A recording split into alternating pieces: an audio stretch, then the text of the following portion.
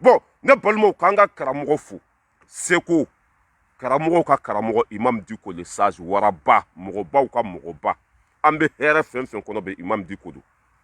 alimamiw bɛ Mali kɔnɔ o ye wari minɛ k'u dabɔ Mali ko la ka démissionner k'u kɔ don Mali ko la Mali cira Mali tɔɲɔna san joli maa si tɛ ka kuma ni imam Diko tɛ ale de bɛ Mali fɛ ale de bɛ fantanw fɛ ale de bɛ fantanw ka kɛlɛ la ne yɛrɛ wolofa imam Diko denkɛ fɔlɔ Ras Balayira ne don ka an fa fo an bɛ ça veut dire k'an bɛ hɛrɛ fɛn fɛn kɔnɔ an bɛ kuma caman fɛn fɛn na a donna ta a bɔra ta baara bɛ ka kɛ grâce à imam Diko ni imam Diko tun tɛ subaga min tun bɛ an kun na n'a bɛ k'an joli min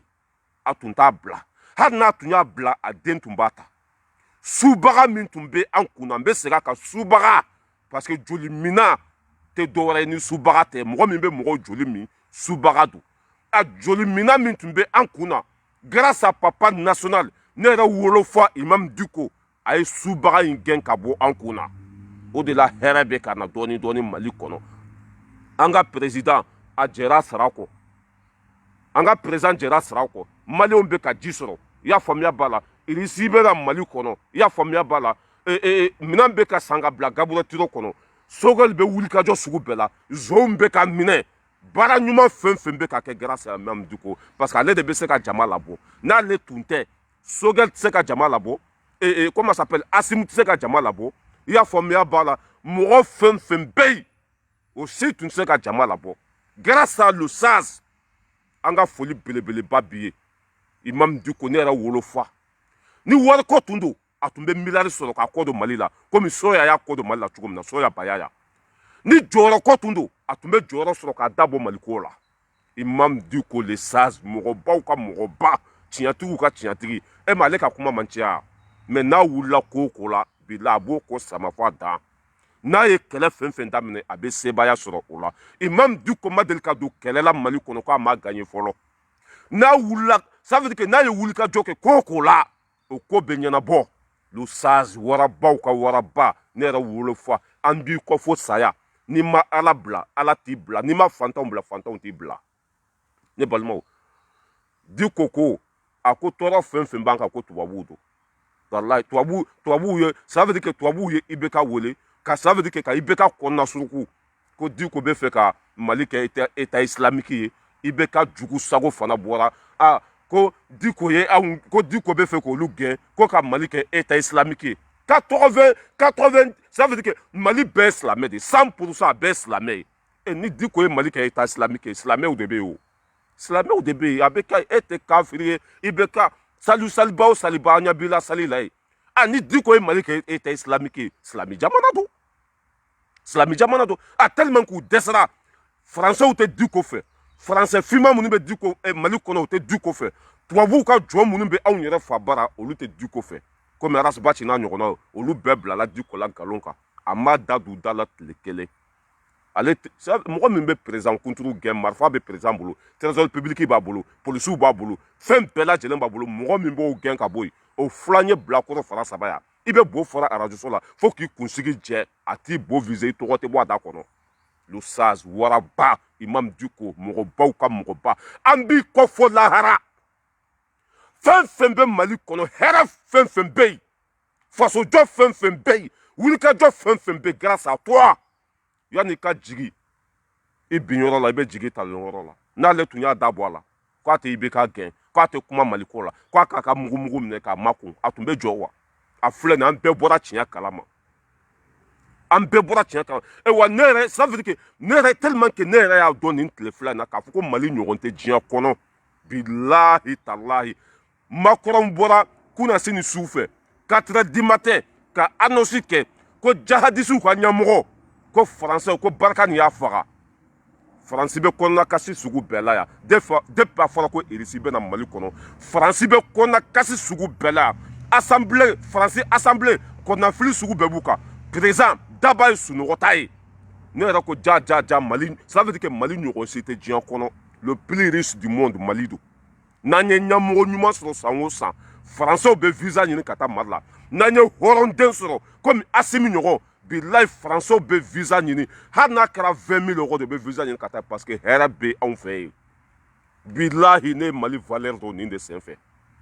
ni diko tuma ibe ka gɛn an bɛɛ tun bolo k'a don an kun na Mali ye fantan jamana de sanu tɛ yen jama tɛ yen pétrole tɛ yen foyi foyi tɛ yen nin de tun b'an bɛɛ kun na an bɛ kasi sugu bɛɛ kɛ ka na Faransi ka ba tigɛ ka kɔbaw tigɛ i y'a faamuya b'a la an yɛrɛ b'a dɔn ko jɛgɛ belebelebaw bɛ kɔgɔji kɔnɔ subagaw bɛ yen ni binna kɔnɔ i tɛ bɔ tuguni a ça veut dire k'an bɛ ka ko sugu bɛɛ kɛ ka na jaa an de bɛ ninnu balo hɛrɛ fɛn fɛn b'u bolo jaa bɛɛ bɛ bɔ Mali de kɔnɔ ne balimaw an ka an fanga kɛ kelen ye ka an wasa don an fa dugukolo la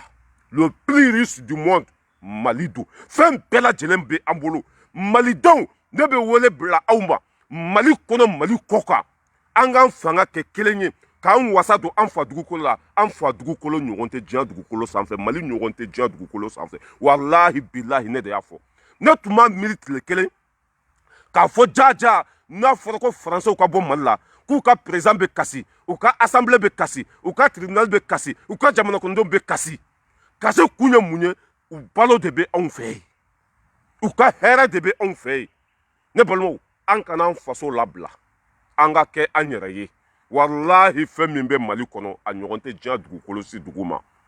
bilahi ne ye o dɔn nin de sanfɛ Américains bɛ kasi la Faransɛw bɛ kasi la k'olu tɛ bɔ Mali dugukolo kɔnɔ il y a quelque chose il y a quelque chose Faransɛw bɛ Mali kɔnɔ an tɛ ka lakana san joli foyi tɛ anw bolo u yɛrɛ bɛ ka ça veut dire que o y'an ka jamana tila saba ye fila b'u bolo Mali armée tɛ se ka se Mali dugu dɔw la Mali président tɛ se ka se Mali dugu dɔw la Faransɛw bɛ yen mun de la k'an ka sanu n'an ka jama n'an ka fɛn bɛɛ suɲa ka étage baw jɔ ka goudron dilan ka fɛn bɛɛ dilan Maliens n'an y'an fanga kɛ kelen ye ka ɲɔgɔn minɛ k'an ka jamana sauver walahi an bɛɛ bɛ taa an sigi Mali kɔnɔ an bɛ baara sɔrɔ komi Kadafi Mohamed Kadafi ala ka hinɛ la a tun bɛ Libi cogo min na walahi n'an ye jamana ça veut dire que n'an ye ɲɛmɔgɔ ɲuman sɔrɔ Mali bɛ ça veut dire que Mali fɛn min bɛ Mali kɔnɔ hali a tilankɛ tɛ Libi n'an ye ɲɛmɔgɔ ɲuman sɔrɔ Maliden fɛn fɛn bɛ wolo du jɔlen bɛ d'i ma i bɛ taa baara la mobili bɛ d'i ma Libi tun bɛ cogo o cogo n'an ye ɲɛmɔgɔ ɲuman sɔrɔ Mali ka bon ni o bɛɛ ye an k'an jigi don an faso la an ka kɛ an faso fɛ foyi tɛ Mali bɔ ɲɛ kali masa la ne yɛrɛ y'a dɔn nin de senfɛ an bɛ kasi k'an bɛna Faransi Faransɛw ka président n'u ka ministres olu bɛ kasi k'olu bɛ taa Mali la ne balimaw i sigi k'i miiri dɔrɔn i sigi k'i miiri depuis a fɔra ko Irisi bɛ na o ye nkalon sugu bɛɛ tigɛ ko mercenaires de bɛ ka na Mali kɔnɔ i y'a faamuya b'a la kalabanciw de bɛ ka na Mali kɔnɔ mɔgɔ minnu bɛ na Mali kɔnɔ olu ma jɛn n'a ye o ye fan bɛɛ kɛ bofara la cela veut dire que Mali ka bon ni Faransi ye hɛrɛ bɛ Mali kɔnɔ ka tɛmɛ Faransi kan civil ma kuma dɛ carré kɔnɔ mɔgɔ ma kuma Faransi dɛ u ka président de bɛ kuma sugu bɛɛ la bi k'olu tɛ bɔ Mali kɔnɔ Mali ka bon an k'an fanga kɛ kelen ye Français noir minnu bɛ Mali kɔnɔ Français finman minnu bɛ komi Rasbati n'a ɲɔgɔnnaw Maliens an k'u kɛlɛ fɔ a dan kafiriw don ala juguw don tubabuw ka sɛnkandenw don i y'a faamuya b'a la an bɛ Buye fo Asrafu Sarafa ɲɔrɔn Buye an b'a fo a ko k'a bɛ sɔrɔsiw dɛmɛ ko na a ye mɔgɔ min labɔ Bamakɔ kɔnɔ a ka bɔ hakili ma ɲɔrɔn Buye Asrafu Sarafa ale bɛ ko o ko la o ye ko ɲuman de ye ale bɛ ko o ko la bilahi o ko o ye hɛrɛ de ye Asrafu Sarafa ɲɔrɔn Buye a ye Bamakɔ bɛɛ labɔ ko Asimu ninnu ko o tɛ bouger o tɛ bɔ yen CEDEAO kana dan bofara la dɛ u ka Mali ça veut dire que u ka Mali kuru ka k'u poche kɔnɔ Asimu ninnu t'a bila CEDEAO kana dan ko fɛn tɛ fara kan dɛ a donna ta bɔra ta ni Mali nana olu ba de ka kɔɲɔminɛn kɔnɔ Asimu ninnu t'a bila Sogɛl t'a bila mɔgɔ si t'a bila Buye ye o lahidu di anw ma Buye ko san 3 o de bɛ di sɔrɔsiw ma parce que hɔrɔnw don o bɛ Mali fɛ u ka baara tacogo ka ɲi Buye bɛ jateminɛ sugu bɛɛ la président an ka président sɔrɔ Macron ko Asimi k'ale wele Asimi ko n t'i wele e ye jɔn ye e tɛ ala ye i tɛ ala kira ye e tɛ papaga ye n b'i wele mun na n ka sira t'i la cɛ o président ɲɔgɔn ma deli ka na Mali kɔnɔ o président ɲɔgɔn ma deli ka na Asimi sigilen ni bi cɛ a ye wari min ladon faso kɛsi kɔnɔ ala kira de b'a dɔn CEDEAO ye embargo boli an kan CEDEAO tɛ k'an dɛmɛ y'a faamuya b'a la diɲɛ mɔgɔ si tɛ k'an dɛmɛ o bɛɛ la Mali ma jɔ Assimi ninnu bɛ baara la an kan k'u fo jugu minnu b'a la Farabugu minɛna dɛ yan fɛ minɛna dɛ nka cɛ aw kana ta u ka kuma fɛ dɛ Assimi ninnu bɛ cogo min na bi an bɛɛ kan k'an fanga fara kan k'u dɛmɛ parce que diɲɛ ça veut dire que hali banque mondiale u bɛɛ tun y'u ka dɛmɛ tigɛ u bɛɛ y'u ka dɛmɛ jɔ Assimi ninnu y'u fasa fili k'u jɔ u jɔyɔrɔ la wari tɛ ka suɲɛ faso kɔnɔ ka avion san o bɛɛ k'an ka sɔrɔdasiw bila condition kɔnɔ cɛ an ka ninnu dɛmɛ dɛ ninnu kan ka dɛmɛ Sogɛl ko Kala Mayiga Sogɛl depuis a fɔra ko Sogɛl bɛ kɛ ministre ye François wulila Siran Jalo ka foli bɛ yen Zeska Mete k'i fo depuis a fɔra ko Sogɛl bɛ kɛ ministre ye François wulila k'i jɔ a kalanna Irisi dɛ a tɛ Faransi fɛ dɛ a donna ta a bɔra tan dɛ nka cɛ Assimi ko k'a tɛ Sogɛl bila ko jamana kɔnɔdenw de ye Sogɛl choisi n'ale ko k'a tɛ Sogɛl ta k'o bɛ guerre civile la wuli Mali kɔnɔ i ɲɛ bɛ Assimi na cɛ n ko Dagiri Fofana ka foli bɛ yen e jɔ n ka nin bɔ fɔlɔ funteni b'an bolo bi voilà n y'a fɔ aw ye ko ja n'i bɛ ka baara kɛ tiɲɛ kan Ala yɛrɛ b'i dɛmɛ i ma ye sisan samedi ni dimanche n bɛ video kɛ nin tuni in kɔnɔ n bɛ temps fɛn perdu yan Ala yɛrɛ b'a récupérer k'a mugu don poche kɔnɔ nka cɛ an bɛ Mali dɛmɛ f'an joli laban n'i bɛ tiɲɛ sira kan Ala bɛ k'i fɛ n'i ye Ala ka kɛlɛ kɛ a b'i ka kɛlɛ kɛ n'i ye fantanw ka kɛlɛ kɛ u b'i ka kɛlɛ kɛ n bɛ k'an ka temps perdu yan mugu depuis so mɔgɔw ye n wele ko n ka se faye la avant 10 heures ko n ka se faye la avant 11 heures ko sinon ko n'u taara baarakɛyɔrɔ la ko bɛ dɔ bɔ n ka wari la dɛ a y'a ka wari to aw kun ye Mali o ka bon ni fɛn bɛɛ ye tiɲɛ lafasali o ka bon ni fɛn bɛɛ ye i m'a ye n bɛ temps fɛn pɛrɛn ni sera depuis n dontɔla faye la mɔgɔw bɛ n kunbɛn téléphone joli bɛ yen n ka cɛ mago bɛ nin na n mago bɛ nin na wari n bɛ temps fɛn pɛrɛn yan Ala b'a hɛrɛ a b'a récupérer ka di yan n bɛ tiɲɛ de kan n bɛ ka kɛlɛ min kɛ Ala ta don solo tama ni n ka foli b'i ye ne balimaw ka Buye fo ka Assimi fo ka fasoden ɲuman bɛɛ lajɛlen fo Mali kɔnɔ Mali kɔ kan mɔgɔ minnu y'a faamuya k'an fagabagaw ko tubabuw don k'an fagabagaw fanga min tun bɛ an kunna n'u ye an joli min subaga minnu tun bɛ an kunna n'u ye an joli min mɔgɔ b'u k'u kɛlɛ bi n ka foli b'aw bɛɛ lajɛlen ye k'aw bɛɛ fo k'aw bɛɛ waleɲuman dɔn Asrafu Sarafa an ka foli belebeleba bi ye ɲɔrɔnbu ye k'i fo k'i waleɲuman dɔn ne balimaw an bɛ tɛmɛ yen n bɛ n'an sigi kun ye mun ye CDR mɔgɔw olu taara fayite la Dagiri Fofana k'i fo CDR mɔgɔw olu taara fayite la ne yɛrɛ donna CDR mɔgɔw bɛɛ ka page kɔnɔ kunu ne yɛrɛ tun bolo k'o ye n bloqué Mamadu Konare n ka foli belebeleba bi ye mon ami on ensemble Mamadu Konare k'i fo k'i waleɲuman dɔn an bɛ ɲɔgɔn bolo ne balimaw ne yɛrɛ tun bolo ko CDR mɔgɔw u bɛɛ de ye ne bloqué n tɛ k'u ka video ye n t'u tɛmɛtɔla ye n tɛ foyi ye ja Arasa ye video min kɛ merikɛrɛ du don a ye CDR mɔgɔw bɛɛ lajɛlen kun masulu mankan b'u ka groupe kɔnɔ a ka bon hakili ma dɔw yɛrɛ mɔgɔ min yɛrɛ ye ne wele CDR mɔgɔw la walahi a ka bon hakili ma Balayira aw bɛ tiɲɛ kan Balayira aw ta ye Maliko ye Balayira n'i bɛ se k'an ladon aw ka groupe kɔnɔ walahi n ye n kali Ala la CDR mɔgɔ min ye ne wele Balayira aw bɛ tiɲɛ de kan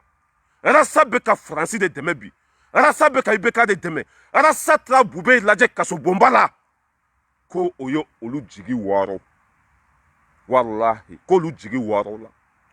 o de la ne ɲɛ b'a la n ka cɛ o tɛ ka video kɛ mɔgɔ si tɛ yen ça veut dire que o bɛ bas la terre ne y'a fɔ dɛ sagajigiba Arasi Balayira ne Arasa bila yɔrɔ min na bilahi hali dumɔgɔw b'a bila ne Arasa bila yɔrɔ min na ba ci fo saya ne y'a bila yɔrɔ min na walahi hali wulu b'a bila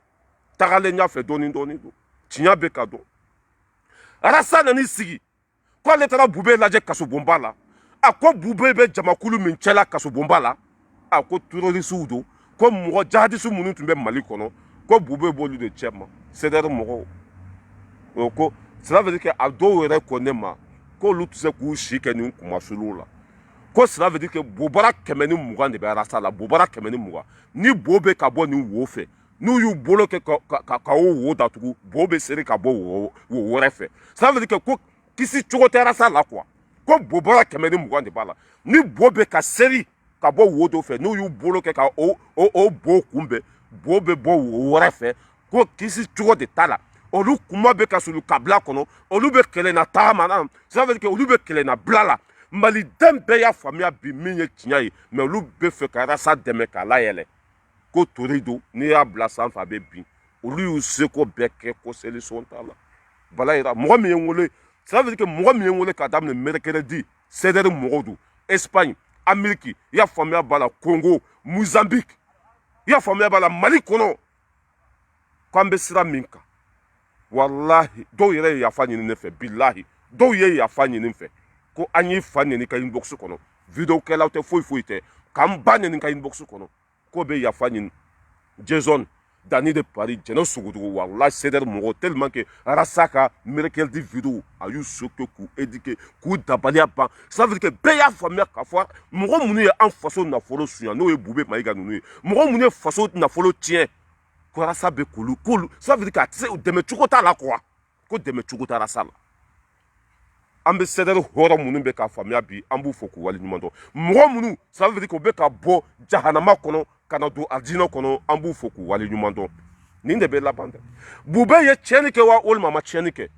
a ye tiɲɛni ladon Mali kun bɛɛ lajɛlen b'o dɔn mɔgɔ si tɛ se k'o wuli e ma ye u bɛ kuma sugu bɛɛ fɔ Bube minɛna nin cogo la a minɛ cogo man ɲa a man ka taa fara ninnu kan a kɛra tan mais Bube ye min kɛ o si da tɛ maga o la o yɔrɔ dɔ n'i ye filɛsi i b'a dɔn ninnu bɛ kɛlɛ o kɛlɛ la intérêt ko don ninnu bɛ kɛlɛ o kɛlɛ la o yɛrɛ ka intérêt personnel ko don sinon Mali ko tɛ o bɛ kuma sugu bɛɛ fɔ mais Bube kɛwale jumɛn tun b'a la a ye Mali faga walima ma faga o tɛ fɔ mɔgɔw ye mais on n'est pas con on n'est pas bête hali ni ma taa école la nin doloki min filɛ nin ye couleur gris don a couleur gris don jɛman tɛ min filɛ n kan na o ye jɛman de an bɛ finman ni jɛman don ka bɔ ɲɔgɔn na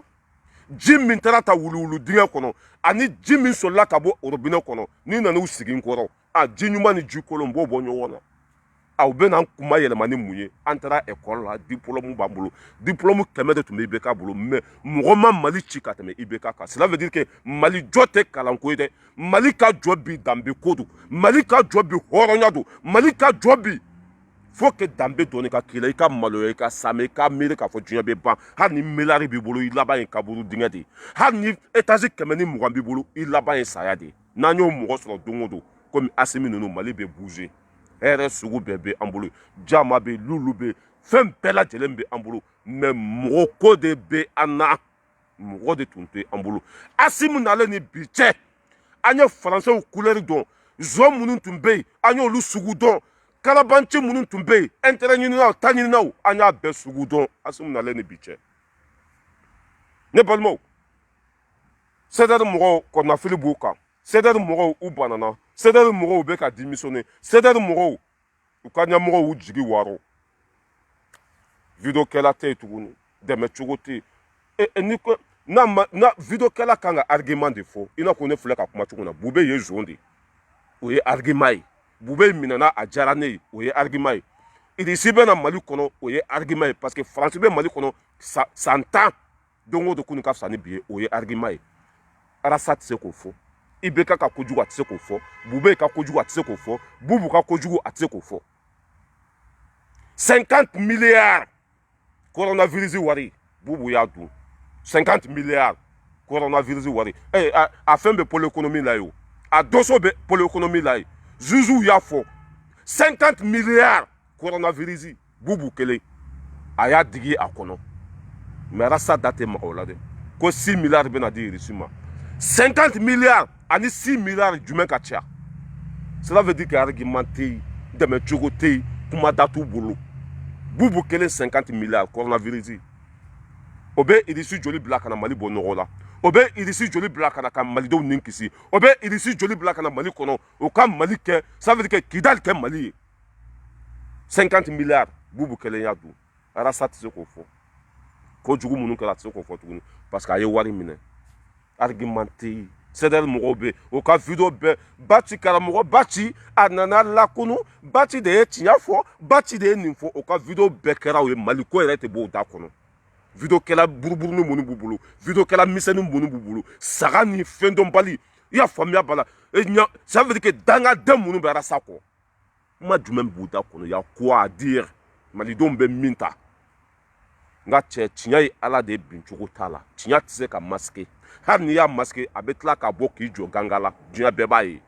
ala do bin cogo t'a la an bɛ tiɲɛ de kɔ anw ye arasa bila a y'a fɔ anw de ye bureau kɔnɔ bureau international bɛsigi kɔnɔ k'ale bɛ IBK kɛlɛ k'an ka wari d'a ma an ye wari d'a ma a y'a dun o kɔfɛ a bɛ n'i jɔ ka mun fɔ a ko mali bɛ cogo min na bi n'an ma IBK dɛmɛ an bɛɛ bɛ to a la mon ami ko n'an ma IBK dɛmɛ k'an bɛɛ bɛ to a la IBK taalen ni bi cɛ mali bɛ lahara wa mali jɔra wa mali ma jɔra a bɛ ka fonctionner c'était ta ɲini na yɛrɛ jɔ la i y'a faamuya b'a la faso kumasolude on a tout compris maintenant mɔgɔ minnu b'a ko an bɛ dugawu de kɛ aw ye dɛ an t'aw fa nɛni an t'aw baw nɛni an bɛ dugawu de kɛ aw ye ala ka hakili ɲuman di aw ma aw ka bɔ zonw kɔ tubabu fimaw aw ka b'u kɔ bubu ka sɛnkandenw aw ka b'u kɔ aw kana fasojɔ sira kan an k'an tɛgɛ di ɲɔgɔn ma nin de bɛ laban dɛ kariti nina ko mise fɔnba a bɛ wuli ka jɔ sugu bɛɛ la fɔnba tɔgɔ bɛ ka fɔ nin tile fila in na a bɛ ka jigin fɔnba fana kan kariti nina ko n b'a seereya cela veut dire que hali lahara n bɛ taa seereya fɔnba ye wuli ka jɔ min kɛ kariti nina ko la pour que tungarankew ka lafiya diaspora mɔgɔw ka lafiya a bɛ fɔnba fana juguya la bi nka cɛ mali bɛ ka jɔ kariti nina ko bɔra la pewu kariti ça veut dire que kariti consulaire biométrique n'a b'i bolo i bɛ passeport dilan n'a bɛ ça veut dire que na i den minnu wolola yan n'a b'o olu bolo o bɛ taa mali la visa ko t'a la tuguni mali bɛ diya ka tɛmɛ faransi kan asimi nata t'a la asimi hɔrɔn don sogɛli bɛ mali dɔn sogɛli bɛ mali fɛ sogɛli ye hɔrɔn ye sogɛli mago bɛ faransi la wa e bɛ sogɛli ye faransi yan sogɛli ka sira bɛ faransi la asimi ka sira bɛ faransi la colonel jaw comment s'appelle kamara olu ka sira bɛ faransi la kamara ye anw yɛrɛ ka mɔgɔ de bagunu kamara bɛ bɔ bagunu de anw yɛrɛ ka mɔgɔ de kamara ye bagunu ka de kamara ne balimaw n bɛna don video yɛrɛ kɔnɔ sisan solo tamani mɔgɔ fɛn fɛn bɛ ligne kɔnɔ a y'a partager ras baci ka kalabanciya n bɛna yira aw la sa dalu su dalu irisi welela a ye kuma minnu fɔ ani kunu a ye kuma minnu fɔ n bɛna yira aw la a bɛ video in kolonkolon a ka taa fɔ ras baci ka kulisi kɔnɔ f'a ka salon kɔnɔ a k'a lamɛn den sugu min don o de la ne m'a fɔ aw ye yan ne y'a fɔ aw ye yan o don n ko arasa bɛ ka nɛni fɛn fɛn da asimi kan a bɛ ka nɛni fɛn fɛn da sogɛli kan a bɛ ka nɛni fɛn fɛn da diko kan a bɛ ka mɔgɔ fɛn fɛn tɔɔrɔ dɔwɛrɛ tɛ dɛ kaso de ko ka d'a ye ka tɛmɛ kɛnɛmala kan walahi bilahi a y'a sɛbɛn aw ka bila ye kaso o de ko ka di arasiba cɛ ka tɛmɛ kɛnɛmala kan matu jawara ma princesse n ka foli beleba b'i ye gros bisous à toi matu jawara an bɛ ɲɔgɔn bolo fo saya fini bɔ fo nɛrɛ bɔ grand frère ali bune k'i fɔ k'i waleɲuman dɔn wakari sila n ka foli b'i ye lasana sisoko k'aw bɛɛ lajɛlen fo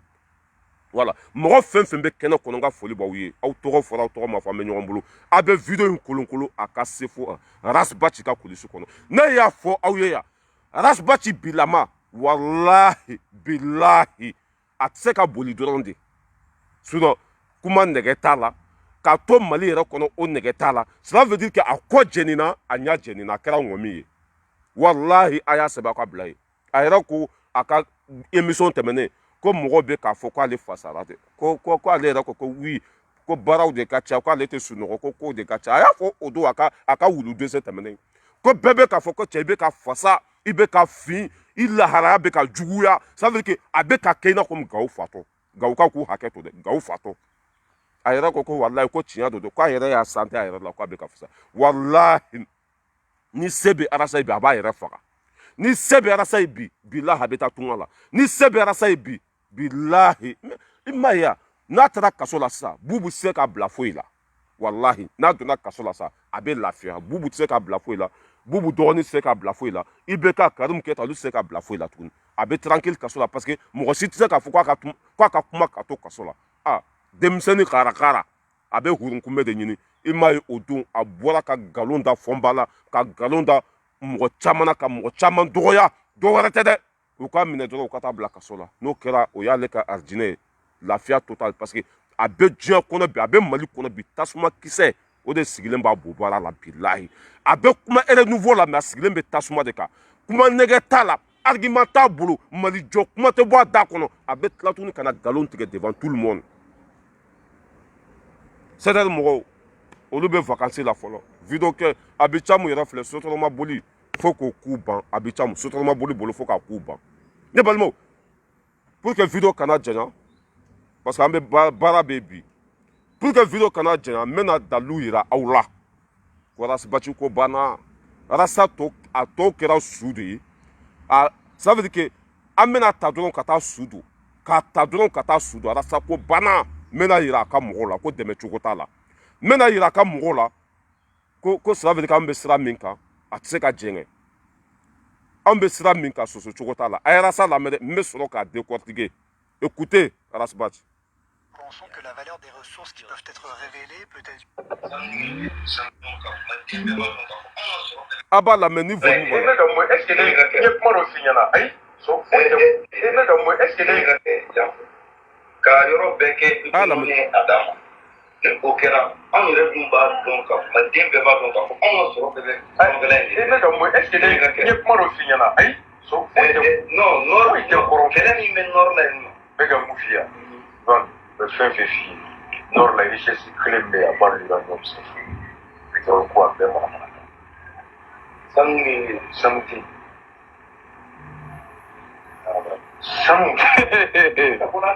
Il y a des ressources très importantes. A ye Arasbachi lamɛn dɛ ni volume b'a la a bɛ sin kɛɲɛ waati min na ani Ivan kɛlɛla n'a ko k'an ka IBK dɛmɛ ni Ivan ko k'ale tɛ se ka IBK dɛmɛ ko dɛmɛ cogo tɛ IBK la a taalen Espagne tellement que a dimi tun bɛ Ivan na Ivan ninnu y'a wele a ka salon kɔnɔ k'a lasigi u bɛ k'a kan yɛrɛ sere o bɛ k'a ɲininka ko Français bɛ kɔrɔn fɛ u tɛ fɛ Maliens ka se yen u tɛ fɛ an ka président ka se yen i y'a faamuya b'a la o tɛ ka bɔ Kidali ko mun de bɛ yen ni Français tɛ ka bɔ yen ko bɛ k'an ka sanu de bɔ wa Arasa ko pétrole tɛ yen ko sanu tɛ yen ko foyi tɛ yen ne balimaw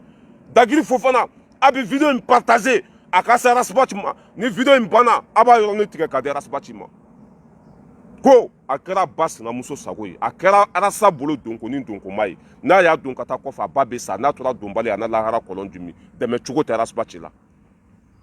a ye nin fɔ ni ma fili 2019 IBK ka wari minɛnen kɔfɛ tubabuw ka wari minɛnen kɔfɛ ko sanu tɛ yen ko pétrole tɛ yen jama tɛ yen foyi tɛ Mali dugukolo duguma bi a bɛna min fɔ n bɛ tila k'o fana k'a la mais n bɛ segin a yɔrɔnin kan Abdoulaye Samake n ka foli bɛ yen n bɛ segin a yɔrɔnin kan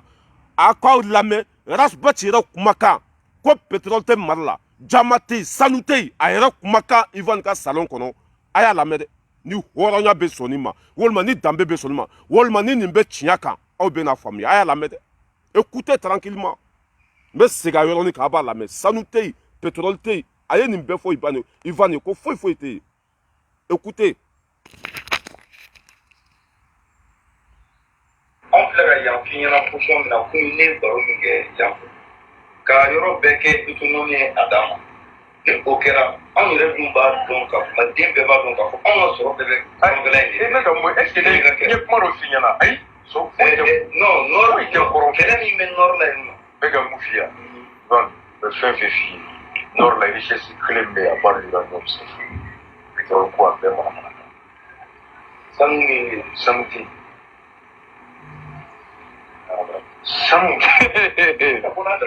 Il y a des ressources. Ko Ivan ma ko sanu tɛ ko ni sanu bɛ yen ko Ivan ka nana dalilu ye n bɛ segin a kan aw b'a lamɛn aw b'a partager k'a di a ma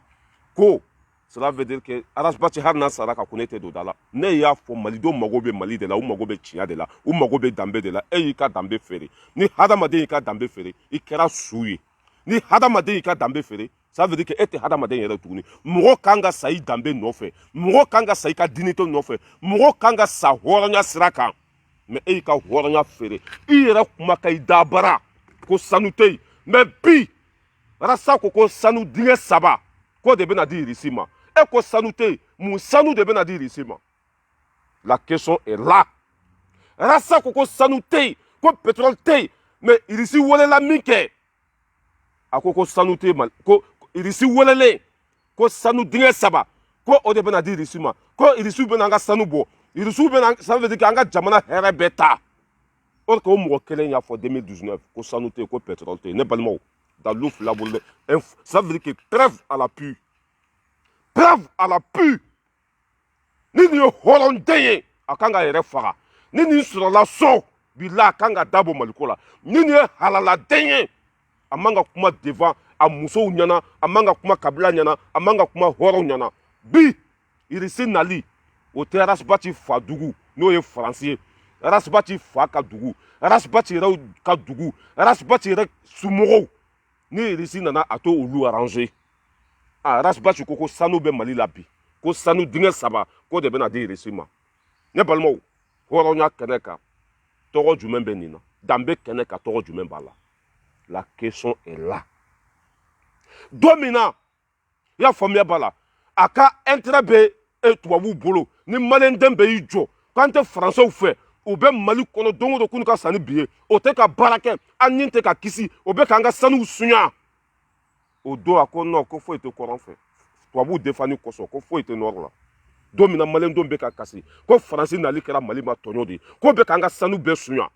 Faransi defani kosɔn a ko sanu tɛ yen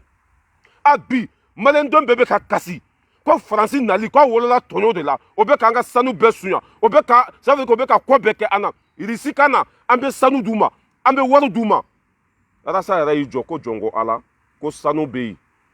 ko sanu dingɛ 3 ko Asimi bɛ n'o de di Irisiw ma or que kunale ko sanu tɛ ne balimaw cohérence bɛ min ne m'a fɔ aw ye ko Arasa ko banna Ala ka barika don Facebook dabaga la nkalon tigɛ tɛ yen Ala ka barika don Facebook dabaga la wallahi nkalon tɛ tigɛ tuguni tɔgɔ jumɛn b'a la danbe jumɛn b'a la nin ye yɔrɔ jumɛn hɔrɔn ye mɔgɔ min bɛ kuma fila fɔ sini si tɛ kelen ye hɔrɔnya ça veut dire que hɔrɔnya sira kan tɔgɔ jumɛn b'a la bi Irisi bɛna Mali kɔnɔ ale faw ka intérêt t'a la u ka jamana u ka intérêt t'a la Faransi jɔn Faransi finma min bɛ Mali kɔnɔ ni Irisi nana Faransɛw tɛgɛ bɛ bɔ a bɛɛ la Faransɛw yɛrɛ bɛ kasi la u n'u ka président a bɛ mun de sɔrɔ k'a fɔ bi ko sanu de bɛna di Irisiw ma sanu dingɛ 3 ko bɛna an ka sanu bɛɛ bɔ or que kunu Faransɛw dɛmɛli senfɛ a ko sanu tɛ yen Faransɛw ka nafasɔrɔ sira kosɔn a yɛrɛ ka intérêt personnel kosɔn a ko sanu tɛ yen ko foyi tɛ yen mais bi a ko sanu dingɛ 3 de bɛna di u ma e yɛrɛ y'a fɔ anw ye ko sanu tɛ yen Irisiw bɛna mun sanu dingɛ de bɔ e yɛrɛ y'a fɔ anw ye ko sanu tɛ yen Irisiw bɛna mun sanu de ta la question est là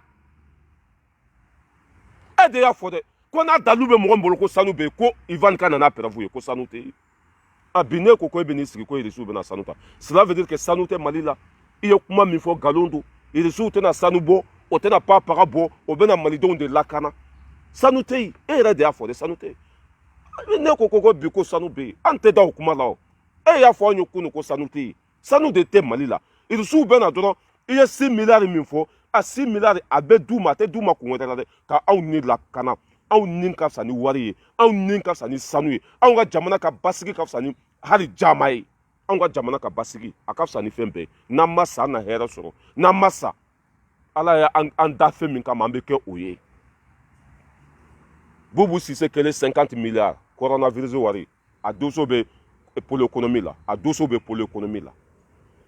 Irisiw bɛna malidenw ni min lakana wari min bɛ d'u ma Boubou Cissé min suɲa o valeur ka bon ka tɛmɛ o ka mɔgɔ kelen i bɛ ka muso ye min suɲa o yɛrɛ tɛ se k'a fɔ Karim Keita i y'a faamuya b'a la 10 miliyari a taara n'a ye Côte d'Ivoire Ivoiriyɛnw bannen filɛ k'a d'a ma 10 miliyari faso wari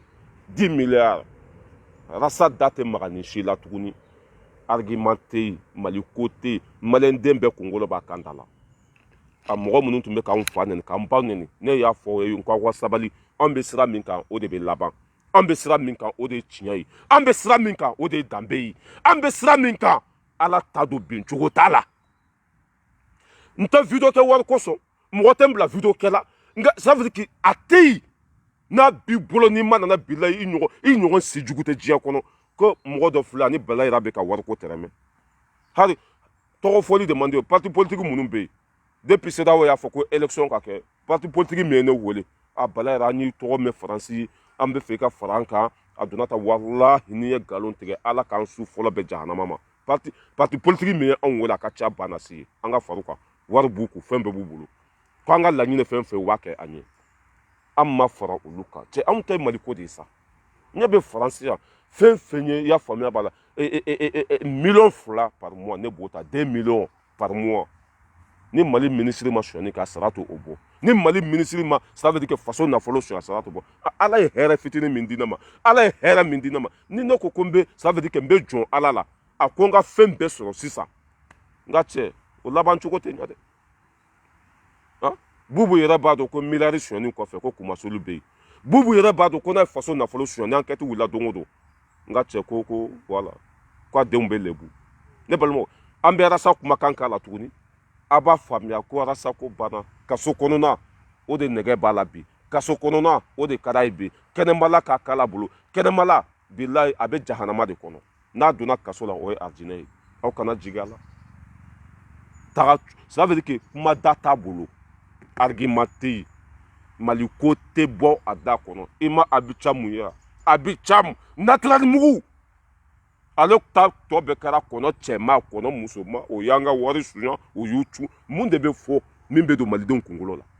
fɛn min bɛ hɛrɛ lase bɛɛ ma Mali bɛ basigi cogo min na est-ce que c'est de mɔgɔw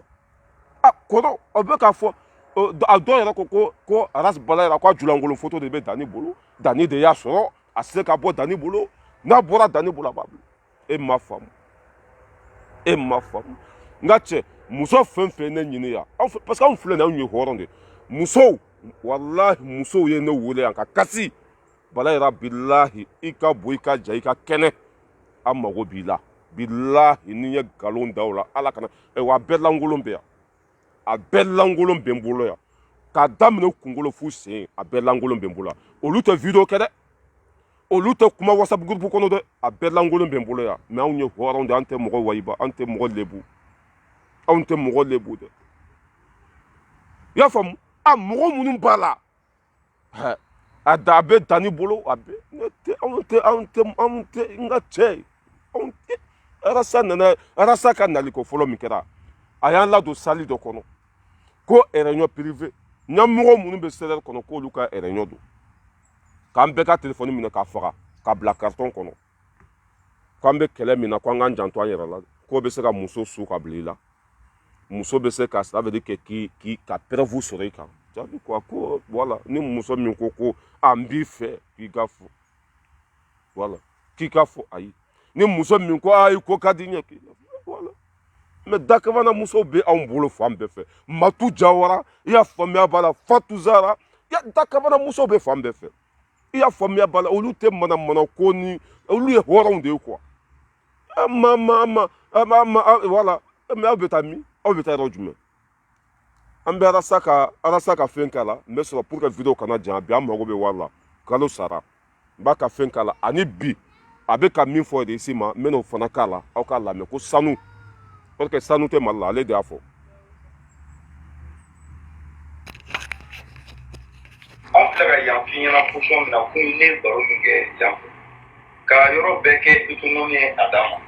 ni o kɛra anw yɛrɛ dun b'a dɔn ka fɔ den bɛɛ b'a dɔn ka fɔ anw ka sɔrɔ bɛɛ bɛ kɔnɔbɛlɛ in de. Ne ka mun est-ce que ne ye kuma dɔ f'i ɲɛna ayi non nord tɛ kɔrɔ kɛlɛ min bɛ nord la yen nɔ. bɛ ka mun f'i ye donc bɛ fɛn fɛn f'i ye nord la richesse kelen bɛ a b'a l'uranium c'est fou pétrole ko a bɛɛ mana sanu min sanu tɛ yen.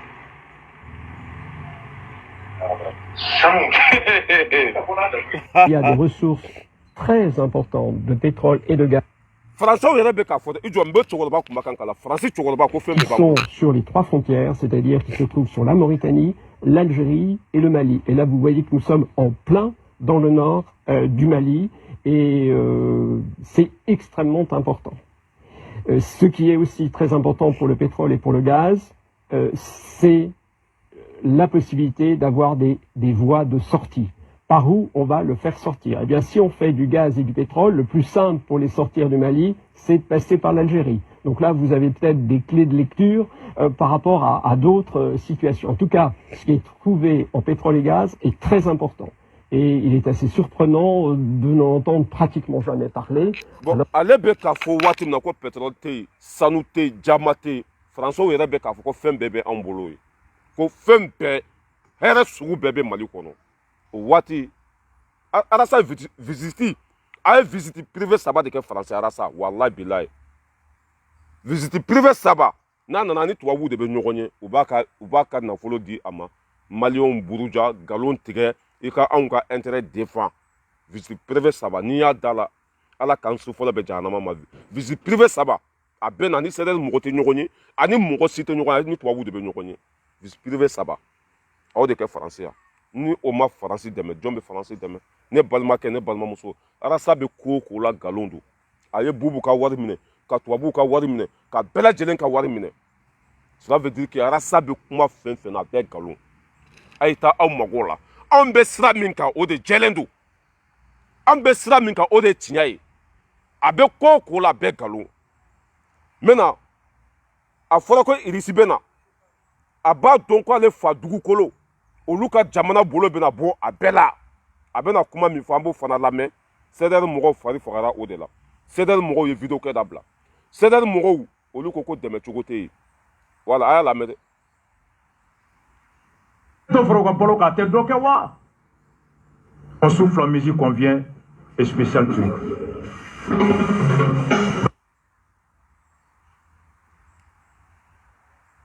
A bɛ hakɛ to voilà. K'a to dɔ a dɔ dun.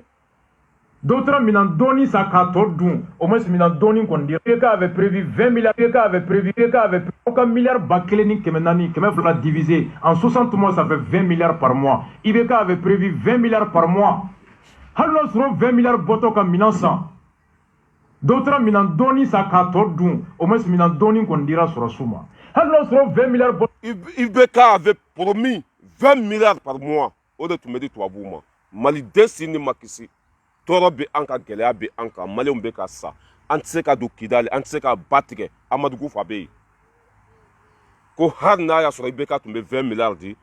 ko hali ni wari dɔ sɔnna ko a mana kɛ cogo cogo ko minɛn fitinin sanna ko IBK ka 20 milliards min tun bɛ bɔ ko hali n'a mana sɔnya cogo cogo ko dumuni dɔɔni dira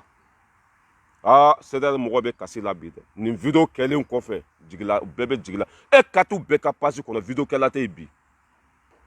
tellement que dɛmɛ cogo tɛ petit la e ka don CDR mɔgɔ bɛɛ ka page ne yɛrɛ tun bolo ko ye ne bloqué de ja nin de bɛ yen mɔgɔ min yɛrɛ ye ne wele ko Balayira ne yɛrɛ bɔra CDR kɔnɔ n ladon an ko Maliba kɔnɔ n ladon La Vérité kɛnɛ kɔnɔ ala kelen de b'a da dɔn mais i b'a dɔn ni ne ni ça veut dire que ni ne ni mɔgɔ delila ka bila ɲɔgɔn na cɛ a bɛ kɛ n kun na duti de quoi ne ma sɔn k'o layɛlɛ parce que a duti a bɛ komi ça veut dire que n dalen t'u la quoi parce que u bɛ sɔn ko bɛɛ ma n dalen t'u la. A ka nin vidéo kɔfɛ bɛɛ y'a dɔn k'a ye galon tigɛ irisiw bɛ na o ye 6 milliards de a 6 milliards il faut compter pendant un an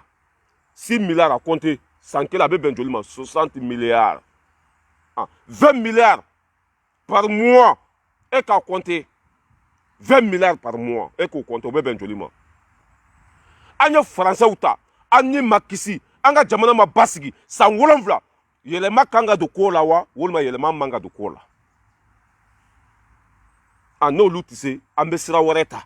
i n'a fɔ Sogɛli y'a fɔ cogo min na ni olu tɛ se an bɛ hakilina wɛrɛ de ta mais an t'an sigi tuguni ni jamana dumanba in fɛn bɛɛ bɛ an bolo juguw kan na k'u sago k'an ka jamana na o tɛ kɛ tuguni walahi mɔgɔ o mɔgɔ ni sara k'i to arasa kɔ ne de y'a fɔ dɛ mɔgɔ o mɔgɔ ni sara k'i to arasa dɛmɛli la a bɛ komi i bɛ ka galon de dɛmɛ dɛ galon dɛmɛbaga o place bɛ min jahanama kɔnɔ mɔgɔ o mɔgɔ ni sara k'i to arasa defani na i bɛ ka galon de dɛmɛ dɛ ala ko k'an ka tiɲɛ de dɛmɛ an kana galon dɛmɛ ko tiɲɛ de bɛ laban a mɔgɔ o mɔgɔ bɛ ka arasa dɛmɛ a ka galon filɛ dɛ irisiw bɛ na 6 milliards bɛ d'u ma sani dingɛ 3 bɛ d'u ma dɔ wɛrɛ tɛ dɛ mɔgɔ minnu bɛ k'an faga olu ka ciden don mɔgɔ minnu bɛ fɛ ka Mali yɛrɛ k'u ta ye ka ça veut dire que ka fulaw ni dɔgɔnɔw bila ɲɔgɔn na u b'an ka jamana kɔnɔ Mali territoire kan u yɛrɛ côté ça veut dire que Mali tila n'i ye Mali tila 3 ye olu ye fan 2 bɛɛ minɛ maliyɛnw tɛ se ka taa an tɛ se ka taa Moti an tɛ se ka taa Kidali mais olu yɛrɛ bɛ yen o ye bingali walima o tɛ bingali ye ka bi an ka kɛnɛ ça veut dire ka bi an ka jagoya k'an fa dugukolo minɛ na ka bi an ka jagoya Français y'o ko walima m'o kɛ Kidali tɛ Faransi ye Kidali tɛ comme Allemagne ye Kidali ye Mali de mais Français bɛ Kidali walima o tɛ yen hali anw ka avion k'a kana wuli ka se Moti ko hali anw ka avion hali n'an ka sɔrɔdasiw ye avion san k'a kana wuli ka taa yɔrɔ si ko parce que ko danger bɛ mais olu yɛrɛ ka avion bɛ wuli ye olu yɛrɛ bɛ ko sugu bɛɛ la ye aw minnu ka balo bɛ sɔrɔ faransi aw ma sera ka faransi kɛlɛ e den halakilen den nagasilen si jugu faso kumasulu den e sigilen bɛ mali la ko e bɛ tubabuw dɛmɛ ne filɛ faransi yan de o bɛ k'an sɔn tasa min kɔnɔ n'a ka di u ka tasa ju sɔgɔ o bɛ k'an sɔn tasa min kɔnɔ n'a ka di u ka tasa ju o ka walankata ne tɛgɛ bɛ ala bolo bin cogo tɛ n na anw bɛ faransi de i m'a mɛn ko 240 milliards a bɛ bɛn o de ma 20 millions voilà 20 millions 20 milliards par mois 20 milliards par mois i bɛ ka tun b'o de di tubabuw ma a bɛ bɛn 240 milliards de ma 240 milliards mais Assimi ninnu filɛ ka Irisi wele Irisi tɛna san kelen yɛrɛ kɛ Mali la dɛ olu bɛna 6 mois dɔrɔn de kɛ 6 mois o bɛna 6 mois dɔrɔn de kɛ Mali kɛlɛ bɛ ban Kidali bɛ kɛ Mali ye an bɛ ba tigɛ ka taa Amadu Gufa ko a bɛɛ bɛ ban 6 mois kɔnɔ 6 mois a bɛ bɛn joli ma comment ça s'appelle 30 milliards 30 milliards a bɛ bɛn o de ma IBK filɛ nin ye san kelen 240 000 a ka ca n'o yɛrɛ parce que Sidiki Kuyate o don n y'a ka émission dɔ lamɛn Sidiki Kuyate ko tile kelen o tile kelen 1 milliard de tun bɛ d'u ma tile kelen o tile kelen 1 milliard 1 milliard pendant 30 jours ça fait 30 milliards kalo la o tun b'o de ta 30 milliards ninnu filɛ nin 6 milliards wɔɔrɔ 6 milliards 6 milliards bɛɛ ba dɔra sa ko c'est fini pour toi e tɛ Mali ko la bi i tɛ Mali ko la sini wa ça veut dire o de la comment ça s'appelle Kasonge Arasa ko k'a bɛ fɛ ka taa kaso la ko n'a tora kɛnɛ ma k'a bɛ kuma diyagoya de kuma dun t'a da kɔnɔ k'a fɔ maliyɛnw ye k'aw k'a bila kaso kɔnɔ walahi Arasa bɛ k'o de fɔ k'aw k'a bila kaso kɔnɔ k'a to kɛnɛ ma argument t'a bolo bubu ninnu fana tɛ fɛ a k'a makun CEDEAO mɔgɔw fana tɛ fɛ a k'a makun k'aw k'a kɛ aw fa n'aw ba kama aw k'a bila kasobonba la n'o kɛra k'a nin bɛ segin dɔɔnin a bɛ lafiya sinon k'a bɛ jahanama de kɔnɔ dɛ bubu ka wari b'a bolo u bɛ k'a fɔ k'a ka kuma Karim Keta ka wari b'a bolo u bɛ k'a fɔ k'a ka kuma Faransiw ka wari b'a bolo u bɛ k'a fɔ k'a ka kuma a ko aw k'a kɛ ala kama k'aw k'a bila kaso la Mamadu Kasonge n'o kɛra k'a bɛ lafiya sinon kɛnɛma la ko jahanama don a y'a lamɛn dɛ ni ala ni écoutez b'a bɛɛ k'a la a b'a bɛɛ lamɛn. Milliards bakélé kɛmɛ naani kɛmɛ fila divisé en 60 mois ça fait 20 milliards par mois IBK avait prévu 20 milliards par mois hali n'o sɔrɔ 20 milliards bɔtɔ ka minɛn san dɔw taara minɛn dɔɔni san k'a tɔ dun au moins minɛn dɔɔni kɔni dira sɔrɔsiw ma hali n'o sɔrɔ 20 milliards bɔtɔ kalo o kalo ka dumuni san ka di sɔrɔsiw ma dɔw taara dumuni fitinin san k'a to a dɔ dun dumuni fitinin dir'u ma mais anw bɛna 6 milliards bɔ par mois k'a di minɛn tɛ san ka di sɔrɔsiw ma. tellement qu'ale ye lagalagatɔ de 20 milliards min tun bɛ ka di n'a tɛ ka k'a kɛcogo la o de y'an lase bi ma o de y'an bila kɔlɔlɔ kɔnɔ e filɛ ka tɔɔrɔ fɛn fɛn fɔ bi Assimi nɔ tɛ Sogɛl nɔ tɛ olu nana sɔrɔ yen de olu tɛ se ka o tɔɔrɔ ta ka bɔ an ka tile kelen o fo k'a ko ka ɲɛɲini de mais cɛ to ko kalama n kalanna dɛ a donna ta a bɔra ta 20 milliards tun bɛ ka di an tɛ ka lakana o wari bɛ ka suɲa o de tɔɔrɔ lase Mali ma o de y'a to ni Mali binna ka se nin niveau ma Assimi nana kunu o tɛ se k'a bɛɛ dilan tile kelen Arasa o tɛ se k'a bɛɛ dilan ne y'a f'u ye ko hali k'i makun walima bubu ye wari suɲɛnen min d'i ma i ka taa a dun Sénégal o ka fisa i ka to yan kuma tɛ yen ni kumana bɛ lebu ni kumana bɛ malo ni kumana wo bɛ i ka kuma la ni kumana i nɔfɛmɔgɔw jigi bɛ wɔɔrɔ ni kumana u jigi bɛ misɛya e yɛrɛ bɛ k'a fɔ 20 milliards tun bɛ ka di hali n'a kɛra wari dɔ suɲɛna i yɛrɛ bɛ k'a fɔ ko wari suɲɛna hali n'a kɛra ko wari suɲɛna dumuni fitinin de sanna o suɲɛni de y'an lase bi ma o suɲɛni o de y'an faga le petit con le plus lâche indigne malhonnête Dindi Diallo n ka foli beleba bɛ Dindi Diallo k'i fɔ k'i wali ɲuman dɔn Dindi an bɛ ɲɔgɔn bolo tanti Zanette n ka foli b'aw bɛɛ lajɛlen ye nin bɛ taa min nin bɛ taa yɔrɔ jumɛn nin bɛna mun kuma de fɔ anw ye n'a bɛ don an kunkolo la o de la i m'a ye n'a nana Faransi an bɛ sogo jeni a nɔfɛmɔgɔw fana b'a la an bɛ sogo jeni kɔngɔtɔw bɛ taa dumuni kɛ jama bɛ ku e filɛ dabadenya fɛn fɛn na pour que ka nin bɛɛ bali Boye ye mɔgɔw labɔ Bamakɔ kunu ko bɛ sɔrɔsiw dɛmɛ ni fana sera k'o jama ɲɔgɔn labɔ a diɲɛ maaw b'a ye k'a fɔ ko jama tɛ fɛ sɔrɔsiw ka to yen malidenw tɛ fɛ sɔrɔsiw ka to yen mais k'e to arajo la k'i to bufara arajo la a bɛ passé wa buye filɛ ka kɛwale yira an na k'a yira diɲɛ maa bɛɛ la diɲɛ fantan naani bɛɛ lajɛlen na ko peuple de ta ye jamana ye malidenw de ta y'u ka jamana ye malidenw bɛɛ bɔra sɔrɔdasiw bɛ to fanga la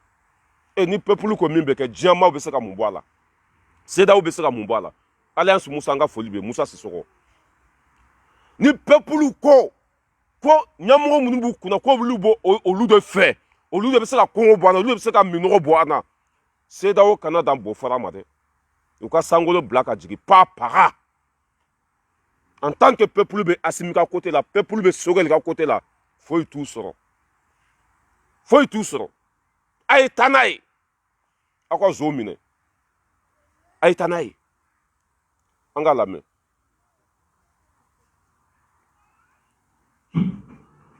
Minan tɛ san ka di sɔrɔdasiw ma dumuni tɛ san ka di sɔrɔdasiw ma ko mɔgɔ wɛrɛw de kana kɛlɛ kɛ anw pilasi la dugu ma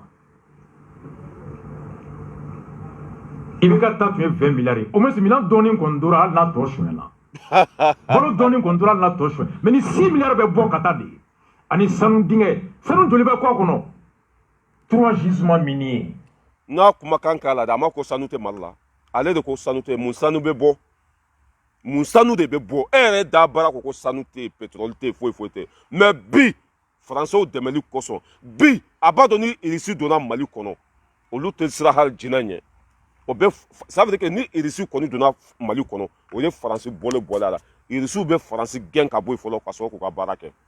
o de la i m'a ye a bɛ fɛ ka min don malidenw kunna k'u bila fili kɔnɔ i y'a faamuya ba la ça veut dire que ka Mali ci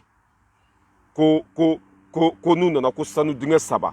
k'o de bɛna di Irisiw ma ça veut dire que 6 miliyari fana bɛ di fu i y'a faamuya ba la ala 6 miliyari k'o bɛ di fu o bɛ bɔ ten ça veut dire que ka faso nafolo buruja ten a donna ta a bɔra ta yɔrɔ k'e ko sanu yɛrɛ tɛ ni sanu tɛ Irisiw bɛna sanu jumɛn bɔ Mali kɔnɔ u bɛna mun sanu bɔ wa kalabanci de a bɛ nin vidéo tigɛ a b'a cɛ a ma ko nɛn 120 de b'a da kɔnɔ bi anw y'a faamuya ko taɲinina don bi anw y'a faamuya ko faso cila don bi anw y'a faamuya ko jugu sago don bi anw y'a faamuya ko a fɔlɔla misiri kɔnɔ ka taa laban bari kɔnɔ ale de anw lakunuya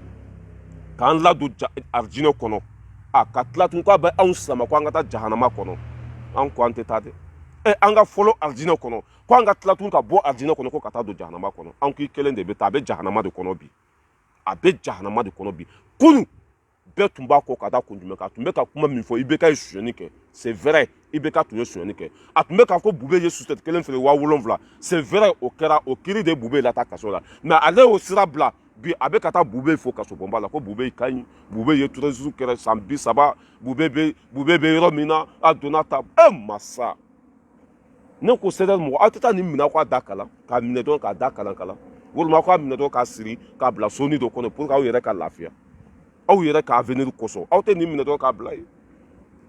parce que min b'ale kunkolo la n'a ye kuma bila bi o b'a fɔ ko Arasa siranna kɛlɛ datora la a binna min b'a kunkolo la bi n'a bolila ka taa Senegali o b'a fɔ wala a bolila a ka faso jɔ tɔ kɛra malo ye o de la i m'a ye a bɛ fɛ dɔ de k'a minɛ walima dɔ k'a faga walima dɔ ka taa bila kaso la argument foyi tɛ yen ewa maliden bɛɛ lajɛlen bɛ côté kelen na bi bale filɛ a kelen de b'a yɛrɛ a kelen pe Jaba Baraji n ka foli bɛ yen Jaba Baraji a kelen a bɛ kɛlɛ na tagama la wala ni midi 4 sera dɔrɔn n b'a bila ni midi 4 sera dɔrɔn a bɛ sin kɛ ɲɔgɔn kɔ midi 4 sanu joli bɛ kɔ a kɔnɔ 3 gisements miniers wasta Sogɛli ko nin de Assimi ko nin fɛɛrɛ de bɛ ka tigɛ ko tellement que lakana bɛ ka sabati ko fɔ mɔgɔw bɛ ka bɔ fan bɛɛ ba faro bɛ ka dɔ fara transition kan ja fɛrɛ mɛn Buye bɔra kunu Buye bɔra min ko k'i fa ye Buye ni Buye y'i bila baara min na k'i b'a kɛ Buye bɔra kunu ka jama labɔ Bamakɔ kɔnɔ a ka bon hakili ma ko o bɛ fanga min bɛ bi ko b'u dɛmɛ o kɛra walima o ma kɛ e ye jama jumɛn labɔ bi e ye mɔgɔ jumɛn labɔ bi ko aw ma sɔn o ka to yen mɔgɔ t'i kɔ barika t'i la Buye ye dalu yira mɔgɔw la kunu Rasta Jatɔ ka anw ka wari minɛ yan k'anw bila siɲɛna la ka anw ka wari k'a dun k'i cu ni bɛɛ ka wari ye ka bɛɛ ka wari suɲa fantanw se tɛ anw ye dabali tɛ anw ye hɛrɛ min bɛ an faso kɔnɔ n'an ye ɲɔgɔn dɛmɛ ni Mali basigira tiɲɛ kan wallahi an bɛɛ bɛ taa Mali kɔnɔ parce que ça veut dire que hɛrɛ bɛ yen François bɛ visa ɲini don n'a nataw la ka taa Mali kɔnɔ a ko an ka ɲɔgɔn dɛmɛ an faso ka basigi malidenw ka to Mali kɔnɔ e ko ko ayi rasa i bɛ kɛlɛ na tagama la hali ni kumana bi wulu t'a lamɛn hali ni kumana bi wulu t'a ta hali ni kumana bi a tɛ don bagan kunkolo la choqué pour éduquer à bas le jeunesse corrompu à bas le jeunesse voleur à bas le jeunesse jugusago Mali bɛ jɔ ben de cerveau mon soutien total ben de cerveau Monsieur Fomba mon soutien total an bɛ ɲɔgɔn bolo Fomba hɔrɔn don ben de cerveau halala don i y'a faamuya b'a la jeunesse fɛn fɛn bɛ sente kɔnɔ bɛ bila a bɛɛ kunkolo b'a kan da la bɛɛ ɲɛ bɛ tiɲɛ la n'a m'a fɔ ko Faransi ka dɛmɛ a b'a fɔ IBK ka dɛmɛ a b'a fɔ ko Bube bɛ kaso la a man ka minɛ e masa wallahi ni ne tun y'a dɔn ko Arasa bɛ laban ta ne tun tɛ tugu a kɔ bilahi ni ne tun y'a dɔn ko Arasa bɛ kɛ jugusago ye k'a fa kuma sulu k'a ba kuma sulu k'a ka jɛkulu kuma sulu wallahi ne tun tɛ don CDR kɔnɔ fo ka diɲɛ wuli ni ne tun b'a dɔn ko Arasa bɛna laban nin cogo de la wallahi ne tun tɛ kɛ CDR fɛ wallahi mais comme mɔgɔ tɛ se ka kɛ Ala ye quoi mɔgɔninfin tɛ se ka kɛ Ala ye i tɛ se k'a bɛɛ dɔn quoi wallahi n'anw tun sɔmina joona an filɛ an ye kumaba minnu fɔ an ye kumaba minnu fɔ ba ci fo saya donna wallahi n'an tun y'a dɔn ko nin den lankolon in bɛna laban ta bi an tun t'an yɛrɛ faga ta wallahi ne ye wari min dépenser CDR ko la 1 million in t'a la dɛ 1 million in t'a la dɛ ne ye cotisation min bɔ ani k'an jɔ ni jɛkulu musakaw ye k'an jɔ ni jɛkulu fɛn bɛɛ ye wallahi bɛrɛ t'a jɛ 3 millions na bilahi bɛrɛ t'a jɛ 3 millions na ka don CDR kɔnɔ ka wari bɔ n kun ni marches bɛ kɛ ni sagajeniw bɛ kɛ i y'a faamuya b'a la ni baarabaw bɛ kɛ ne bɛ wari min bɔ n kun bɛrɛ t'a jɛ 3 millions na ni ne tun y'a dɔn ko nin den nagasilen bɛ laban ta wallahi ne tun tɛ don CDR yɛrɛ kɔnɔ n tun tɛ hali Maliko yɛrɛ Maliko n tun bɛ se ka mais hali Maliko n tun tɛna n da don foyi la quoi je me prends même pas la tête je me prends même pas la tête mais a filɛ an ka hɛrɛ bɛ nin fana de la o anw fana ka hɛrɛ bɛ nin de la n'i ma tu tigɛ i t'a kɔnɔfɛn dɔn n'i ma tu gosi i t'a kɔnɔfɛn dɔn an fana ka hɛrɛ bɛ nin de la balo dɔɔni kɔni tora la tɔ suɲɛ mais ni 6 milliards bɛ bɔ ka taa de ani sanu dingɛ sanu joli bɛ kɔ a kɔnɔ 3 gisements miniers wasta Choguel ko nin de Assimi ko nin fɛrɛ de bɛ ka tigɛ ko tellement que lakana bɛ ka sabati ko fɔ mɔgɔw bɛ ka bɔ fan bɛɛ ba faro bɛ ka dɔ fara transition kan ja fɛrɛ min bɛ nalen o ye mercenaires de natɔ ye 6 milliards par mois 3 gisements miniers sanu dingɛ 3 minnu bɛ boulevard kan u bɛ min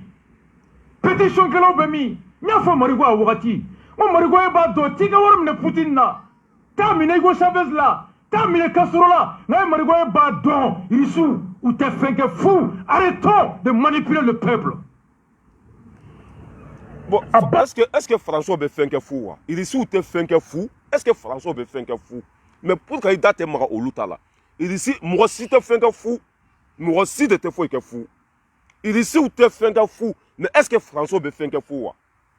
Kat la tourni, comme Marco Kataka wari mine Poutine là. Marco est wari du de Poutine ma. Ni Marco Kaka wuli. Et ma depuis bo wati. Mɔgɔ fɔlɔ min y'a fɔ ko mɔgɔ minnu bɛ Arasa kɔ ko bɛn'u ɲɛ fiyɛ ko y'u nu ye Mariko fɔlɔ de y'a fɔ ko Arasa bɛ kɛlɛ min na ko pa paga tɛ Mariko fɔlɔ de y'a kɛ Mariko fɔlɔ de y'a fɔ ko Arasa bɛ kɛlɛ min na ko ça veut dire que ko janfan kɛlɛ don ko duguci kɛlɛ don ko faso kumasulu kɛlɛ don a ko mɔgɔ minnu tugura Arasa kɔ ko bɛn'u ɲɛ fiyɛ ko y'u nu ye Mariko fɔlɔ de ye nin fɔ dɛ Mariko ka i ka kɛlɛ tɛ foyi ye taa ɲini kɔ o don an bɛɛ ye Mariko kɛlɛ yan ko Mariko ka taa ka wari minɛ Poutine na Mariko ye wari di Poutine ma don jumɛn ni o ko k'a ka wuli nɔfɛ sa k'i ka na ni dalilu ye ewa ni ne ye nin den lankolon sigilen na ni dalilu ye a filɛ ko Mariko taara wari di Irisou ma wari bɛ Mariko bolo ka di Irisou ma Dindi Diallo n ka foli b'i ye han Arasa ko banna a bɛ nkalon tigɛ hali zon. Fait que fou, arrêtons de manipuler le peuple. C'est toi qui manipules le peuple. À bas la France, vive la Russie. France, voler flène, ko Barkhane fou. Ko Mali te dere me di Fomba bemi. Infirmier Fomba, Pikiri Tourla bemi. ko Barkhane bɛ kɛlɛ fɛn fɛn na Mali kɔnɔ ko fu bon ale yɛrɛ y'a fɔ tuguni ko vidéo kelen in kɔnɔ ko IBK tun bɛ 20 milliards de d'u ma par mois 20 milliards k'a tun b'o de d'u ma par mois a bɛ nin vidéo laban na tuguni ko France bɛ kɛlɛ fɛn fɛn na Mali kɔnɔ ko fu don ko wari tɛ di ko foyi foyi tɛ di e ni fa ni ba cɛ ninnu bɛ kɛlɛ la Mali la fu o bɛ ka sanu joli labɔ pour que o tɛ fɛ Maliens ka se Kidali pour que o tɛ fɛ Mali kɛlɛ ka ban Rassa jɔn ka siri laban ɲɛ dɛ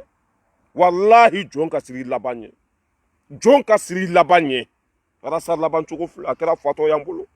a kɛra nataba y'an bolo a kɛra faso kumasuluden y'an bolo jɔn ka siri laban ɲɛ n'a tun fɔra ko Rassa bɛ laban ta bɛla ne tun tɛ da la ko 20 milliards bɛ ka d'u ma IBK bɛ k'o de d'u ma a nana vidéo laban na tuguni k'o bɛ ka kɛlɛ kɛ fu ko wari tɛ ka d'u ma foyi foyi tɛ ka d'u ma bɛɛ b'a dɔn k'u ka nafa de bɛ yen Macron bɛ ka kasi bi k'u tɛ bɔ Mali la u ka assemblée bɛ ka kasi bi k'u tɛ bɔ Mali la Français da b'u ye bi sinɔgɔ t'u ye ko Russie bɛna Mali la u bɛ ka nkalon sugu bɛɛ tigɛ mais Rassa ko non k'o bɛ Mali la ko fu k'o bɛ k'an dɛmɛ fu u bɛ k'an dɛmɛ fu an ɲɛ tɛ baara nɔ la an ɲɛ tɛ foyi la mais fo k'an ka stratégie fana changer n'u taara an dɛmɛ fu dɛmɛ tɛ ka wolo foyi la ni tɔɲɔ tɛ mais an bɛ fan wɛrɛ lajɛ a ye kasi kun e kule kun e kuma kun nin fana ye tubabu finman ye dɛ tubabu finman dɔ fana b'an bolo Mali la yen Fɔnba bɛ min infirmier Fɔnba pikiri turu la a bɛ min bon Fɔnba tellement que mɔgɔ bɛ ka Fɔnba tɔgɔ fɔ Fɔnba bɛ baara min na i m'a ye ko infirmier ko pikiri turu la o man fisa a ka taa sonyani kɛ o man fisa a ka tugu mɔgɔ kɔ mɔgɔ minnu danbe t'o la e filɛ nin ye e tɛ baara la o de la i ye Bubu ka wari minɛ e tɛ baara la o de la i ye Cissé technologie ka katikati minɛ e tɛ baara la Ala ka hinɛ Soumaïla Cissé la o de la i ye 1,130,000 minɛ a la e tɛ baara la Bubu dɔgɔnin Lotal o de ye wari di e ma Fɔnba filɛ nin a ka baara kosɔn a ma kɛ jugu sago ye a ka baara kosɔn a ma kɛ faden sago ye mais e tɛ baara la foyi i kɛra ba sinamuso sago ye e ni Fɔnba infirmière bɛɛ de b'o Fɔnba ka baara sɔrɔ bɛɛ de b'o sɔrɔ Mali kɔnɔ sisan a ta sera olu fana de ma tellement que a ta tiɲɛna denmisɛnnin karakara a bɛ hurun kunbɛ de ɲini wallahi su bɛ don hara tɛ min ye denmisɛnnin karakara a bɛ hurun kunbɛ de ɲini voilà denmisɛnnin karakara o y'an ka musokɔrɔba ka kuma ye k'a bɛ hurun kunbɛ de ɲini hurun kunbɛ tɛ dɔwɛrɛ ye marakakan don kaburu dingɛ denmisɛnnin min ça veut dire que n'a jamanen don n'a kafalen don n'a bɛ ŋana an ka musokɔrɔba ko jogo bɛ denmisɛnnin fɛn fɛn na k'a bɛ kaburu dingɛ de yɔrɔ ɲini na dɛ kaburu dingɛ ko de ɲinitɔ filɛ waati waati denmisɛnnin i b'a ye a jamanen don a yadalen don a kafalen don k'a tɛ dɔwɛrɛ ɲini dɛ ko kaburu dingɛ a bɛ k'o de fɔ marakakan na an ka musokɔrɔba an mamuso ko denmisɛnnin karakara a bɛ hurun kunbɛ de ɲini Rassa bɛ k'o de ɲini bi parce que a b'a dɔn ko tɔ t'a la a ka sa bi o ka fisa a ma ni kɛnɛmala ye franc Allemagne 0 franc an bɛna taa wari bɔ ninnu na u ko ja wari bɛ Mali la yan est-ce que ni 6 milliards donna minɛn na ka di sɔrɔsiw ma a tɛ dɔ kɛ wa n'a ye dɔ fara u ka balo kan a tɛ dɔ kɛ wa on souffle en musique qu'on vient e y'o dɔn bi de pour que i ma fɔ IBK ka waati 20 milliards n'a donna kɛlɛkɛminɛn na a tɛ fɛn ɲɛ wa 20 milliards IBK tun bɛ ka d'u ma Bubu ye 50 milliards min dun pour que i ma fɔ Bubu ye wari min suɲɛ n'a tun donna kɛlɛkɛminɛn na o tun bɛ Mali ni lakisi o tun bɛ malidenw lakana Bubu kelen 50 milliards o bɛ Russie joli bila ka na Mali kɔnɔ mais a argument tɛ yen zonw ka baarakɛden don zonw ka 50 don a kɛra den kolon ye a kɛra den nagasilen a kɛra den tatiɲɛnen ye a kɛra ba sinamuso sago ye a kɛra faso kumasuluden ye Bubu kelen 50 milliards coronavirus wari a y'a enquête bɛ fɛn na i ma ye Bubu bolila tuguni dangaden kumasuluden ɲamɔgɔden sijuguden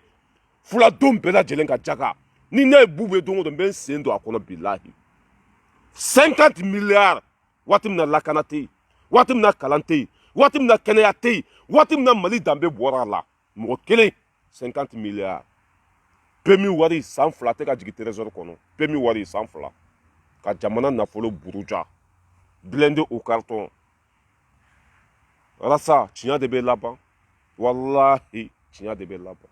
a bɛ nin kuma bɛɛ fɔ mɔgɔ minnu ye faso ci a da tɛ maga olu tɔgɔ la mɔgɔ minnu ye miliyari suɲɛ a bɛ tile kuma la mɔgɔ minnu y'a tiɲɛ a da tɛ maga olu tɔgɔ la cela veut dire que o de la malidenw y'i bila kan t'i da cela veut dire que mɔgɔ bɛ t'i lamɛn dɔrɔn lakalita ɲini fatɔ b'a la lagalagatɔ b'a la jugu b'a la fɛn bɛɛ b'a la mɔgɔ bɛ t'i lamɛn ten dɔrɔn i kɛra fatɔ ye i kɛra théâtre bɔla i kɛra comédien ye i kɛra tilaba ye c'est tout 52 tubabuw ka 52 IBK ka 52 Bubu ka 52 rasa Mali jɔra ewa n bɛ min fɔ aw ye n bɛ bɔ kuma la ni min ye Mali kɔnɔ Mali kɔ kan wallahi ne yɛrɛ y'a seereya bi n'an kɛra an faso fɛ tubabuw bɛ taa ça veut dire que tubabuw bɛ taa baara kɛ an bolo hɛrɛ sugu bɛɛ bɛ anw bolo ja an bɛ ka kuma ko faransi ko wari b'u bolo ko ameriki ko wari b'u bolo ja an de bɛ ninnu balo ninnu ka hɛrɛ bɛɛ bɛ bɔ anw de bara o de la u bɛ ka bi an kan k'an faga k'an ka sanu suɲɛ k'an ka jama suɲɛ ka na étage baw jɔ ka baara d'u ka jamana kɔnɔdenw ma a hɛrɛ bɛɛ bɛ bɔ anw de bara bolo min b'i sɔn fanga bɛ o de la n ka cɛ fɛn bɛɛ bɛ an bolo Mali kɔnɔ Mali kɔ kan an ka kɛ ɲɔgɔn fɛ an ka tiɲɛ fɔ fɛn min tɛ bɛn an k'o yira ɲɔgɔn na wallahi an fa dugu an fa Mali ɲɔgɔn tɛ diɲɛ kɔnɔ bilahi ne y'a dɔn nin de senfɛ ma kɔrɔ ka bɔ ka communiqué kɛ a y'a dɔn ko ni irisi nana olu ta bɔra la a b'a dɔn ko ni irisi nana olu ta tiɲɛna a bɔra ka communiqué kɛ ko jahadisiw ka ɲɛmɔgɔ ko u y'u faga k'a bɛ 2 semaines bɔ k'an bɛɛ kɛ bɛbɛdennin ye k'an bɛɛ kɛ denmisɛnnin ye ka na yɛlɛ an na ni o fɔra sa k'o ye jahadisiw ka ɲɛmɔgɔ faga Mali français noir minnu bɛ Mali la français golofima minnu bɛ Mali la olu bɛ wuli tuguni ka fɛn dɔw don malidenw kunkolo la a tubabuw bɛ baara la san 7 san 8 san 10 o bɛ Mali kɔnɔ hɛrɛ tɛ foyi foyi tɛ Mali bɛ ka tila an na Mali dan Bamakɔ or que se b'u ye ka jugu kɛlɛ mais olu yɛrɛ de ye juguw fabriqué bingalikɛla fɛn fɛn bɛ yen journaliste fɛn fɛn bɛ yen n'o ye fagali kɔ o bɛ taa min o tɛ taa Kidali yan français tɛ Kidali yan ni journaliste ye fagali kɔ o bɛ taa min o bɛ taa Kidali de français bɛ min Kidali tɛ yan o bɛ taa ba kɔfɛ jɔn bɛ ba kɔfɛ français tɛ yan a bingalikɛla fɛn fɛn bɛ olu de y'a bɛɛ fabriqué olu b'u bɛ yen ninnu e bɛna mun de f'anw ye les petits cons le plus nul indigne malhonnête ko ni ko sanu tɛ Mali la i ko jama tɛ i ko pétrole tɛ malidenw wulila waati min na ko faransi man ɲi k'u ka bɔ Kidali k'u ka bɔ Mali la a malidenw dɔw ye courage ta ka ERS Baci ɲininka don min na sanga tun b'i la don min na dawula tun b'i la ko mun bɛ yen faransiw tɛ ka bɔ Kidali o bɛ k'an ka sanu de suɲɛ walima o bɛ ka mun suɲɛ i ko foyi foyi tɛ Mali dugukolo duguma a bi i fa ka mɔgɔw i baramɔgɔw i fa dugukolo olu bɛna gɛn ka bɔ Mali kɔnɔ irisi bɛna i ko irisi bɛna sanu de kosɔn i ko irisi bɛna sanu de kosɔn or que kunu e ko sanu tɛ yen i ka mɔgɔw ka intérêt bɛ yen bi i b'a dɔn ni irisi nana i ka mɔgɔw ka intérêt bɛ ban i ka mɔgɔw bɛ bɔ yen i ko irisi bɛna sanu de ta mɔgɔ kelen nɛn 120 an bɛ dugawu de kɛ Ala ka hinɛ i la k'i dayɔrɔ sumaya i y'an kɔ k'i tɛmɛna Ala k'a nɔgɔya anw tɛmɛna e la a mɛnna i y'a faamuya b'a la anw valeur ka bɔ e ma mɛnna mais comme i bɛ ka mɔgɔw bila fili kɔnɔ n'an ma to k'i ku tigɛ ka bisan ta i kama hadamaden bagan dɔw fana bɛ yen nɔ olu fana bɛ tugu i kɔ parce que mɔgɔninfin dɔ bɛ yen nɔ hakili t'u la ni hakili to mɔgɔ la i kɛra bagan ye an b'an jija ka hakili don olu kɔnɔ ka dusu don o kɔnɔ ka tiɲɛ yira u la o bɛ den min kɔ nkalontigɛla don o bɛ den min kɔ faso kumasuluden don o bɛ den min kɔ faso cibaga don o bɛ den min kɔ a ye faso janfa race bala ira du l'homme tranquille depuis Paris race bala ira du l'homme tranquille depuis Paris Lassana Sissoko n ka foli b'i ye Duma n ka foli b'aw bɛɛ lajɛlen ye Fatim k'aw bɛɛ lajɛlen fo mɔgɔ fɛn fɛn bɛ ligne kɔnɔ k'aw fo k'aw waleɲuman dɔn an bɛ ɲɔgɔn bolo ka bɛɛ lajɛlen fo an bɛ sira min kan an ka t'o sira kan jɛlen don passe Musa Jawara plus de 70 milliards Musa Jawara o kuma ninnu tɛ fɔ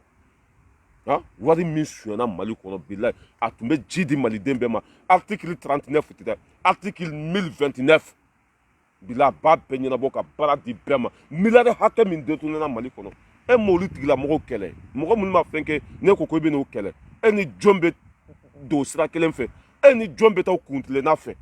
mɔgɔ minnu ye fɛn kɛ olu tɛ ka kɛlɛ mɔgɔ minnu y'a bɛɛ tiɲɛ olu tɔgɔ tɛ ka fɔ mɔgɔ minnu ma foyi kɛ foyi ne nana ko e bɛ n'olu kɛlɛ jɔn bɛ tugu e kɔ maa min fa yɛrɛ de yɛrɛ faga wala n bɛ aw bila yan Ala ka bi nɔgɔya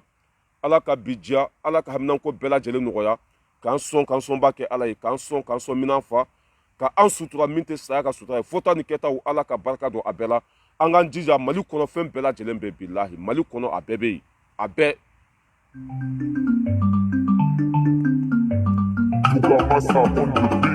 Kojoma barki ke basajo kojoma barki Alenji te bananja Kojoma barki Alenji kojoma barki Kojoma barki Sajo kojoma barki Ajaweli kojoma barki Sajo jalo kojoma barki Afulde Achekise yate kumamu Ika to pare kelela Foni pare musonuwe Kumata sere Chekise yate kumamu Hatu ya matawanyaro Iti pote kumamuere